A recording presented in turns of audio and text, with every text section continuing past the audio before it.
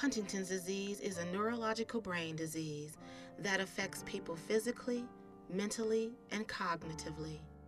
It is genetically passed from parent to child with a 50-50 chance of inheritance.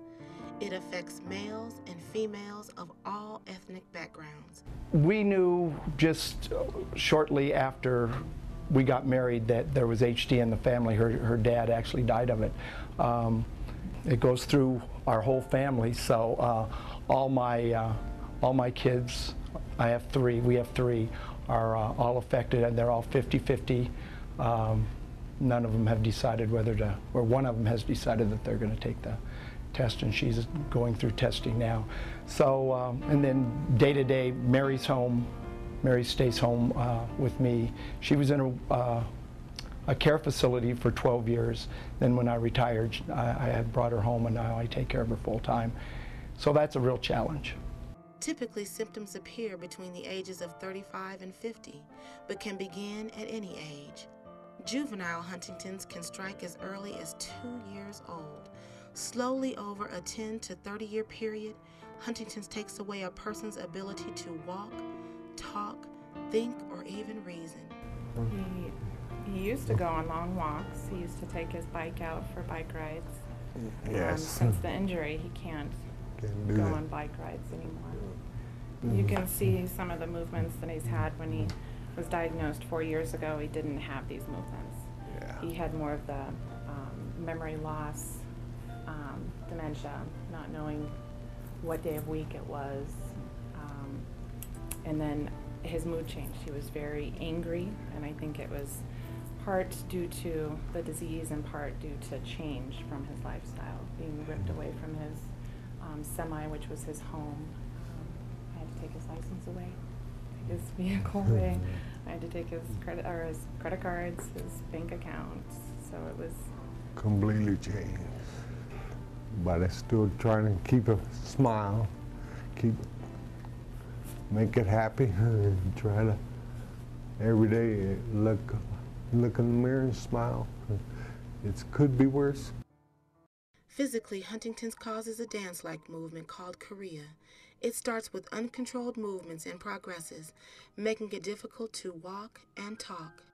I have two daughters that were at risk, and Judy was tested when she was 12 and was diagnosed. She's been symptomatic since she was 7, and then Carissa was diagnosed at 15 and had been symptomatic since about 12 or 13.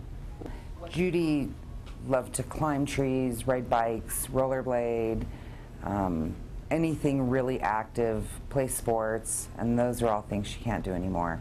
Carissa was really social, liked hanging out with friends, rollerblading, biking, and those are also things that she can't do anymore.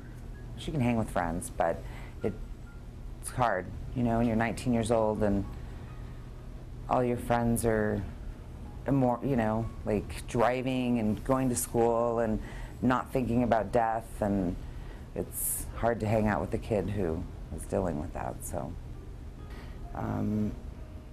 emotionally impacts the entire family. It's just pretty devastating to everyone. Mentally, Huntington's can cause depression, personality changes, anxiety, irritability, uncontrolled outbursts, and rage. Cognitively, Huntington's makes it harder to concentrate and makes individuals forget how to do things, like balance their checkbooks or find the words to speak. There is no cure for Huntington's disease. Medications do little to help ease the symptoms.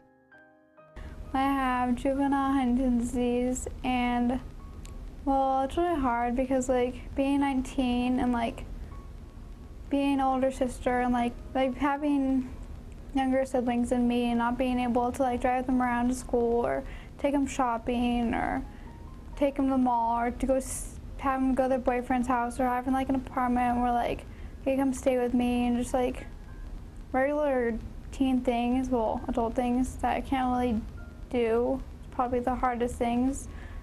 I think it's probably the hardest things that I have to deal with.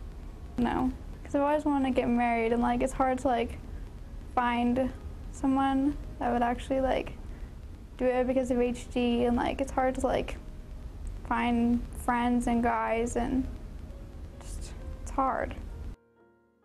The HDSA Rocky Mountain Chapter hopes that adequate resources and medical research will wipe out this devastating disease. The time is now. We need your support. With our continued commitment to research funding, we will solve the puzzle of Huntington's disease, and we will end the pain and suffering once and for all.